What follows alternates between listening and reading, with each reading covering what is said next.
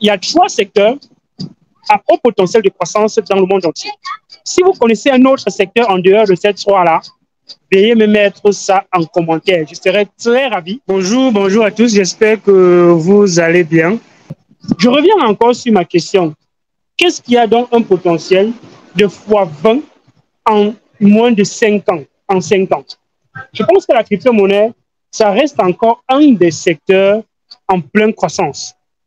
Et les secteurs en pleine croissance, de façon mondiale, dans le monde entier, parce que là, on est en train de parler de quelque chose qui est à l'échelle mondiale.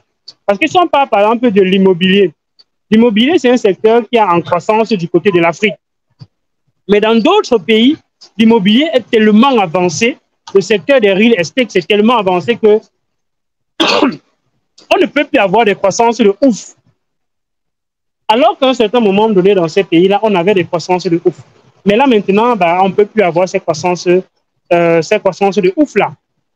Donc, si on prend le e-commerce, c'est encore dans les croissances de ouf dans les pays sous-développés, comme l'Afrique, malgré qu'il faut beaucoup d'infrastructures et que l'État accompagne durement ces entreprises-là, ou bien le secteur en général, parce qu'il faut les routes, il faut la livraison, et bien d'autres choses là pour que le secteur décolle. Donc, ça demande encore beaucoup pour que le secteur décolle. Mais à l'extérieur, dans d'autres pays, ce sont des secteurs tellement avancés où il n'y a plus de telles performances en fait. Donc, on est donc en train de chercher des secteurs de développement à haut potentiel de façon mondiale.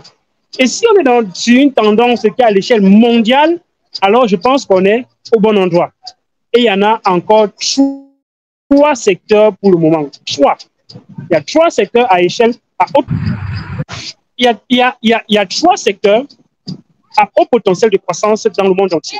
Si vous connaissez un autre secteur en dehors de ces 3-là, veuillez me mettre ça en commentaire. Je serai très ravi de voir et d'apprendre également de vous. Parce qu'on est là pour apprendre l'un de l'autre. Vous apprenez de moi, tout comme j'apprends de vous aussi. Donc, savourer la plage, c'est assez intéressant, c'est assez joli, c'est assez frais.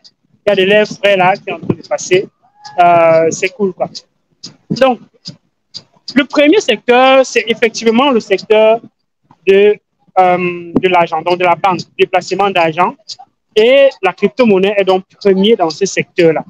La crypto-monnaie, c'est un des éléments dans ce secteur qui est encore dans ses tout débuts. Quand on parle de l'argent, on parle des centaines de milliers de trillions de dollars. Et donc, la crypto-monnaie n'est qu'un bébé dans cette niche qui est assez grande et assez vaste. Donc, la crypto-monnaie est en train de partir concurrencer l'argent, est en train de compétir avec l'argent, est en train de compétir avec les banques, et compétir avec les microfinances, compétir avec tous les secteurs de la finance, de l'assurance, tout ce qui va être décentralisé et mettre la crypto-monnaie donc au centre. Ça veut dire que la crypto-monnaie est en train d'être au centre d'une industrie qui va révolutionner plein d'autres secteurs, que ce soit le stockage décentralisé, que ce soit Internet décentralisé, que ce soit les assurances décentralisées, la finance décentralisée, tout ce qui, les logements, tout ce qui doit être décentralisé, la crypto-monnaie est donc au centre de cela. Et c'est pour ça que je mets donc la crypto-monnaie comme le premier élément de haute croissance à l'échelle mondiale. À l'échelle mondiale. Deuxième élément, c'est l'intelligence artificielle. L'intelligence artificielle, c'est aussi quelque chose qui s'applique à l'échelle mondiale et c'est nouveau, c'est récent. Et comme c'est nouveau et comme c'est récent, vous allez donc voir que plein de pays dans le monde entier sont en train de se positionner maintenant. Et comme ils sont en train de se positionner maintenant, ça fait donc de ce secteur des secteurs à haut potentiel de croissance. Et comment est-ce qu'on peut faire pour participer dans ce secteur? En recherchant des entreprises qui sont nouvelles et qui lancent des choses assez innovantes dans ce secteur et soit acheter les actions, s'ils émettent des crypto-monnaies, soit acheter les crypto-monnaies de ces entreprises-là qui construisent au-dessus de l'intelligence artificielle, par exemple. Vous avez vu très vite comment ChatGPT a bouleversé le monde entier. Et comme ils ont bouleversé le monde entier, l'action de cette entreprise, on ne pouvait même pas voir où est-ce que ça se vendait. Et c'est normal parce que même les investisseurs sont en train de rechercher les secteurs de haut à haute croissance et à haut potentiel qui est donc la raison pour laquelle les actions de ces entreprises-là, ça va se vendre dans les cercles privés et ça va aller très, très vite. Mais imaginez par exemple que ChatGPT avait émis une crypto-monnaie. Il y avait eu une prévente, où il y avait eu un processus de IDO ou bien ICO, comme d'autres crypto-monnaies. Ces crypto-monnaies se seraient vendues très, très, très rapidement. Très rapidement. Parce que c'est dans un secteur assez innovant, l'intelligence artificielle à portée de main. Ça, c'est le deuxième. Ça, c'est le deuxième.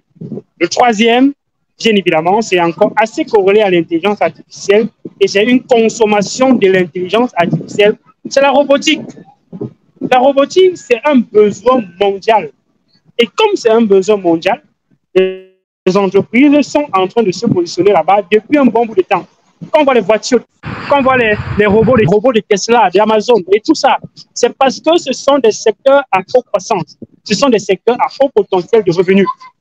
Et voilà pourquoi, si tu es dans ces trois secteurs-là, si tu es dans ces trois tendances et que tu parviens à identifier ce qui sera le pionnier dans ces trois tendances, tu as donc un gros potentiel d'être parmi les prochains, parmi la prochaine vague des personnes qui vont devenir super riches dans ce monde entier.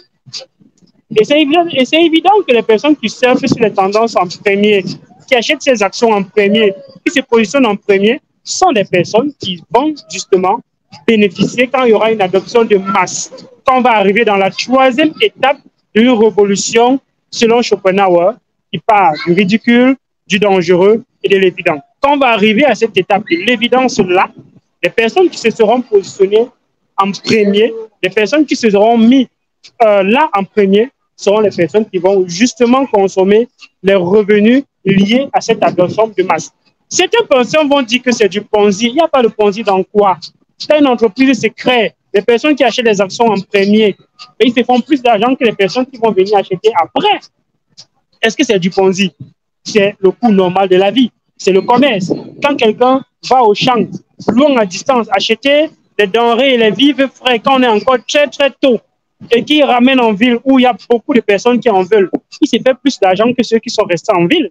Et c'est normal. Quand vous allez donc aller dans les endroits où les gens ne vont pas, aller chercher dans les lois IPPA, aller lire les sites, aller dans les groupes, chercher l'information, suivre les vidéos et vous positionner sur quelque chose qui est assez tôt, ben, ce serait normal que par la suite, vous bénéficiez des retombées qu'il y aura normalement. Ça, c'est tout à fait normal.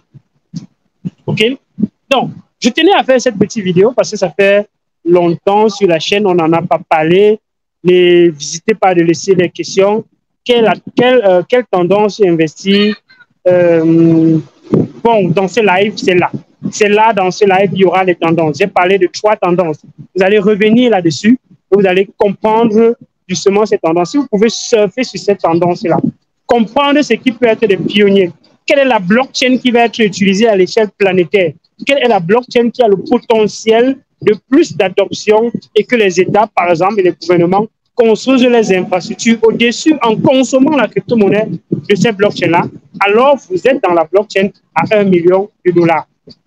Quand je parle de $1 million, plusieurs personnes vont se dire c'est trop fou, c'est impensable, il faut rêver. Si vous ne rêvez pas, vous n'allez pas pouvoir consommer le rêve quand il va se réaliser. Quand ça va se réaliser, si vous n'avez pas rêvé, comment est-ce que vous allez vous comporter? Non, il faut rêver. Et quand on rêve, on se donne dans les moyens de pouvoir atteindre ce rêve.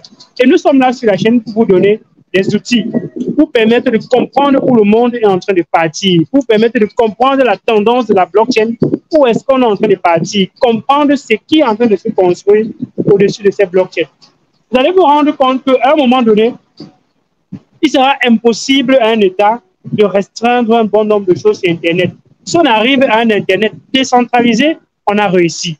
Si on arrive à des États décentralisés, on a réussi. Si on arrive à la gestion de l'argent décentralisée, on a réussi. Et ça va profiter encore à la population. C'est pour ça qu'on dit la blockchain améliore les vies. La blockchain améliorera les vies. Dans quel sens? L'argent aujourd'hui, imaginez-vous les gens qui détournent les centaines de milliards de dollars. Si cet argent était réinvesti dans l'économie, réinjecté dans l'économie, cet argent aurait profité à un bon nombre de personnes. Tout simplement parce que ce n'est pas tracé, ce n'est pas suivi. Quand les gouvernements sont en train de partir vers l'argent numérique, c'est pour empêcher les gens d'avoir l'argent dans les coffres forts qu'ils gardent chez eux. C'est pour empêcher aux gens d'avoir l'argent qu'on va creuser la terre, mettre là à l'intérieur, et quand on va même changer les billets, certains ne pourront pas aller changer les billets parce qu'ils ne peuvent pas justifier d'où vient cet argent. Et comme ils ne peuvent pas justifier, l'argent va rester dans la terre là-bas, et voilà l'argent qui va pourrir et qui ne va pas servir à l'économie. Donc, le besoin des gouvernements de cet argent numérique, c'est de retracer l'argent dans le monde du retranchement. Mais si l'argent est retracé et qu'on sait exactement où ça se trouve et que c'est contrôlé encore par une poignée de personnes, on n'a pas résolu le problème. Il faudrait que l'argent ne soit pas contrôlé par une poignée de personnes et c'est pour ça qu'on a créé la blockchain et les crypto-monnaies. C'était Viscondio, dis-moi ce que tu penses. On va revenir avec d'autres lives, d'autres informations sur la chaîne. Je ne veux pas que ceci soit très très long pour permettre à plusieurs personnes de savourer également le contenu parce qu'on sait que quand c'est trop long, plusieurs personnes ne vont pas consommer. Donc on va s'arrêter là. Pour le moment, je suis en train de vous permettre de savourer également cette fraîcheur avec moi, cette plage ici avec moi. C'est très joli, c'est très beau. Donc on se voit très très bientôt sur la chaîne. N'hésitez pas de liker, de partager et de vous abonner. Vous m'avez trop manqué. En mai, je vais revenir pour qu'on soit encore plus proche comme on l'était avant. C'était le Viscondio, like la vidéo. À d'autres sur la chaîne. Ciao.